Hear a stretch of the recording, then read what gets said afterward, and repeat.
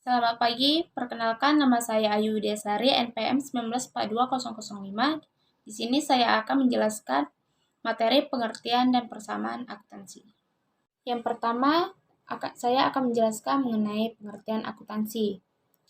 Menurut American Accounting Association, mengidentifikasikan akuntansi sebagai suatu proses pengidentifikasian, mengukur, dan melaporkan informasi ekonomi untuk memungkinkan adanya penilaian dan keputusan yang jelas dan tegas bagi yang menggunakan informasi tersebut.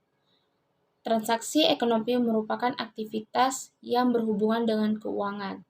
Sesuai dengan pengertian tersebut, adapun tiga aktivitas dalam akuntansi, yaitu identifikasi, pencatatan, dan pengkomunikasian informasi. Yang pertama, identifikasi, yang merupakan aktivitas mengidentifikasi segala transaksi yang terjadi untuk membedakan apakah transaksi tersebut merupakan transaksi ekonomi atau bukan. Yang kedua, pencatatan. Selanjutnya, melakukan tahapan memisahkan transaksi ekonomi dan non-ekonomi. Maka pencatatan harus dilakukan. Pencatatan merupakan melakukan pencatatan segala transaksi ekonomi kronologis dan sistematis dengan memakai asumsi dasar satuan uang. Yang ketiga, pengkomunikasian informasi, yang dimana pembuatan laporan ini hasil pencatatan transaksi ekonomi dan didistribusikan kepada para pemakai informasi. Akuntansi baik internal maupun eksternal.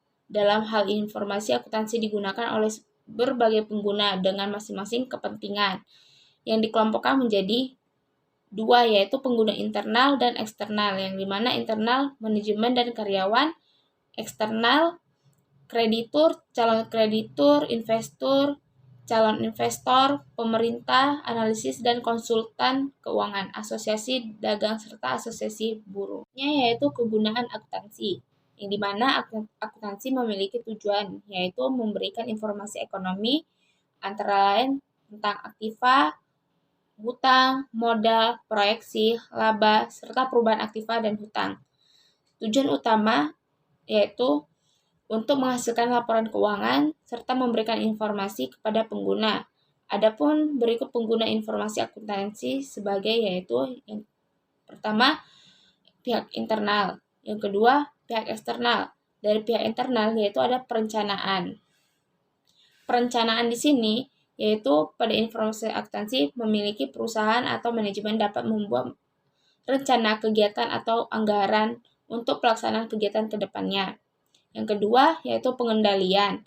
Setelah menentukan rencana dan anggaran dibuat dan akuntansi bertugas memantau apakah pelaksanaan sesuai dengan perencanaan di awal atau tidak. Jika tidak sesuai, akan munculnya penyimpangan, maka akuntansi akan menganalisis penyimpangan tersebut serta akan menyajikan penyebab penyimpangan tersebut. Selanjutnya yaitu pertanggungjawaban, yang dimana informasi akuntansi berupa laporan keuangan pada akhir periode akan disampaikan oleh manajemen kepada para pengguna untuk dilakukan penilaian. Manajemen puncak akan melakukan penilaian kinerja manajemen bawahannya seperti manajer divisi, juga berdasarkan informasi akuntansi tersebut. Dan bagian kedua yaitu pihak eksternal, yang dimana akuntansi digunakan sebagai alat informasi dalam mengambil keputusan. Misalnya bagi calon investor, informasi akuntansi berguna untuk menilai apakah ia akan menanam modalnya pada perusahaan tersebut atau tidak. Dan bagi kreditur berkepentingan untuk menilai apakah suatu perusahaan layak untuk diberi pinjaman atau tidak, dan sebagai alat untuk menilai perkembangan perusahaan setelah memperoleh pinjaman. Prinsip-prinsip akuntansi, yang dimana pada bidang akuntansi keuangan dan pada audit Indonesia dikenal dengan istilah prinsip akuntansi yang diterima umum di Indonesia, yang memiliki pengertian suatu istilah teknis akuntansi yang mencakup konveksi aturan dan prosedur yang diperlukan untuk membatasi praktik akuntansi yang berlaku umum di wilayah tertentu dan saat tertentu.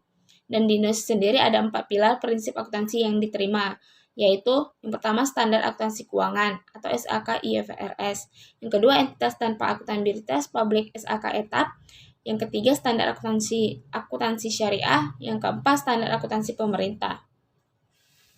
yang dimana standar akuntansi keuangan atau SAK-IFRS dibentuk pada 2001 oleh IASC, lalu berganti menjadi IASB atau menjadi International Accounting Standard Board, yang dimana IFRS hanya diperuntukkan untuk entitas yang menjual surat berharga di pasar modal. Pada Indonesia menggunakan metode adaptasi. IFRS diterjemahkan dan disesuaikan dengan kondisi yang ada. Adapun unsur-unsur laporan keuangan berdasarkan SAK-IFRS yaitu yang pertama laporan posisi keuangan pada akhir periode, yang kedua laporan laba rugi komprehensif selama periode, yang ketiga laporan perubahan ekuitas selama periode, keempat laporan arus kas selama periode, yang kelima catatan atas laporan keuangan, yang keenam laporan posisi keuangan pada awal periode komparatif yang disajikan ketika entitas menerapkan suatu kebijakan akuntansi secara atau membuat penyajian kembali pos-pos laporan keuangan tersebut. Selanjutnya yaitu SAK etap, yang dimana berlaku secara efektif untuk menyusun laporan keuangan yang dimulai pada atau setelah 1 Januari 2011, namun penerapan ini diperkenankan maka seperti UMKM tidak perlu membuat laporan keuangan dengan menggunakan PSAK yang berlaku pada SAK-IFRS. Berikut unsur-unsur laporan berdasarkan SAK etap, yaitu yang pertama neraca, yang kedua laporan laba rugi, yang ketiga laporan perubahan ekuitas, yang keempat laporan laba rugi dan saldo laba, yang kelima laporan arus kas, yang keenam catatan atas laporan keuangan. Selanjutnya yaitu karakteristik perusahaan jasa, yang dimana perusahaan jasa merupakan perusahaan yang kegiatan utamanya yang menghasilkan jasa. Kegiatan jasa biasanya menyediakan kemudahan, kenyamanan, kenikmatan, keamanan, atau layanan profesional lainnya. Adapun contoh perusahaan jasa yaitu kantor akuntan publik, jasa laundry, konsultan IT, dan lainnya. Berikut karakteristik perusahaan jasa yaitu yang pertama, tidak ada barang fisik yang dapat disimpan. Yang kedua, tidak ada kepemilikan. Yang ketiga, tidak ada harga pokok produksi. Yang keempat, harga mutlak untuk semua jasa yang ditawarkan. Yang kelima, konsumen memiliki pilihan jasa yang bervariasi sesuai dengan masalah yang mereka hadapi. Persamaan dasar akuntansi, yang dimana persamaan dasar akuntansi pada dasarnya merupakan persamaan antara jumlah harta, yaitu aset, dengan hak terhadap harta, yaitu equity. Digambarkan sebagai berikut, yang dimana aset sama dengan equity.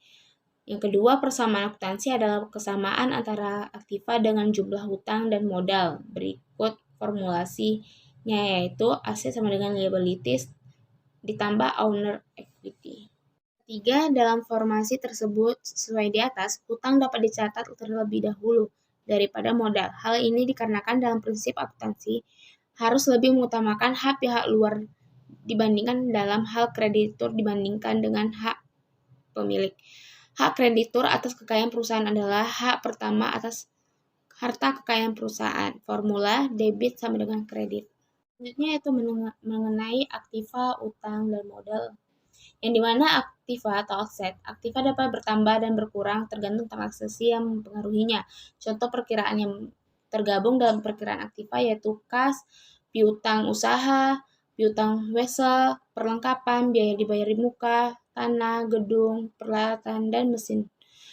Bagian utang akan bertambah apabila terdapat transaksi pinjaman uang dari pihak ketiga pembelian barang secara kredit. Utang bisa berkurang jika melakukan pelunasan yang dilakukan oleh perusahaan. Contoh perkiraan utang tersebut, seperti utang usaha, utang wesel, dan lainnya. Modal akan bertambah apabila terdapat penambahan uang dari pemilik dan pendapatan. Sedangkan modal akan berkurang apabila pemilik melakukan transaksi atau pengembalian uang untuk keperluan pribadi dan adanya biaya. Selanjutnya yaitu kita membahas mengenai contoh persamaan dasar akuntansi, yang dimana transaksi pertama pada tanggal 1 Juli 2021, Nyonya Putih SEAK membuka kantor akuntansi publik yang diberi nama KAP Putih. Pada tanggal ini, ia menyerahkan uang tunai sebesar 50 juta sebagai setoran modal.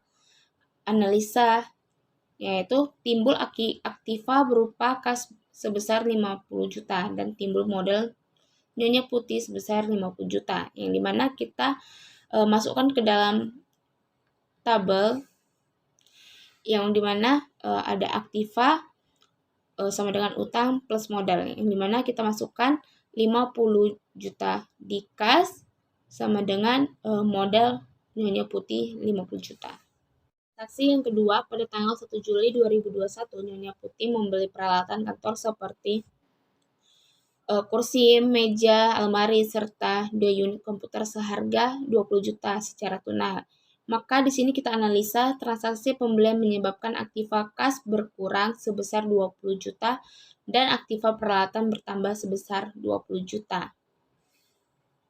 Maka kita akan input transaksi kedua ini ke dalam tabel, yaitu kita tulis di kas 20.000, lalu ke peralatannya 20.000, maka modal diturunkan 50. Di sini ke kas berkurang 50 dikurang 20 menjadi 30 karena kita membeli peralatan kantor secara tunai.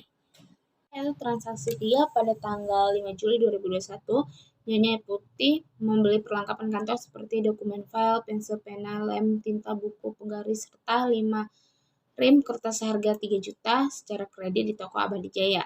Yang dimana kita di sini analisis transaksi ini menyebabkan aktiva perlengkapan bertambah 3 juta dan menimbulkan kewajiban atau hutang sebesar 3 juta.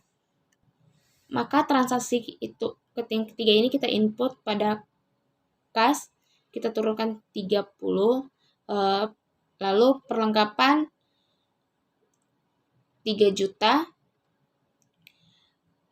peralatan kita turunkan itu tadi 20 juta sama dengan, maka utang 3 juta ditambah modal 50. Maka di sini sisi utangnya bertambah. Selanjutnya yaitu transaksi keempat, yang dimana dalam waktu seminggu KP Putih telah memiliki klien cukup banyak. Dikarenakan masih ada dalam promosi, para klien diberi jangka waktu membayar dalam waktu beberapa hari, yang dimana jumlah tagihan pada klien hingga pada tanggal 15 Juli sebesar 15 juta. Yang dimana kita di sini kita analisa transaksi ini menyebabkan aktiva perusahaan berupa tagihan bertambah sebesar 15 juta, bertambahnya modal sebesar 15 juta. Maka di sini kita akan input di mana piutang 15 juta, lalu bagian modal 50 juta ditambah 15 juta menjadi 65 juta dikarenakan adanya pendapatan. Yaitu bukti transaksi. Yang di sini yaitu transaksi adalah semua aktivitas yang berhubungan dengan perubahan posisi keuangan. Aktivitas perusahaan yang dapat mengubah aset, liability, atau equity seperti yang terjadi dalam contoh persamaan dasar akuntansi di atas disebut transaksi. Dalam pencatatan akuntansi, sebuah aktivitas tersebut harus dicatat. Adapun bukti transaksi ada dua, yaitu bukti transaksi internal dan bukti transaksi eksternal. Bukti transaksi internal adalah bukti transaksi yang dibuat oleh perusahaan sendiri seperti faktur, penjualan. Yang kedua, bukti transaksi ekstern. Bukti ini yaitu bukti berasal dari pihak luar perusahaan disebut bukti ekstern seperti faktur, pembelian, serta kwitansi.